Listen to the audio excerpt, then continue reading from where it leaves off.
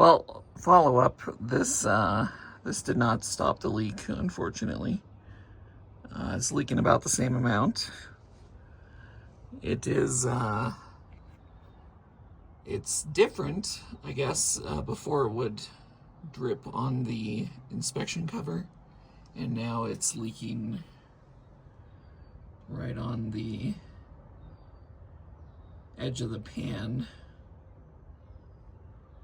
So yeah, I've used this before to stop leaks on intake manifolds. You put it on the threads of the bolt that go through the intake manifold where antifreeze or oil would come up through it, and it worked on that, but not transmission fluid, so bummer.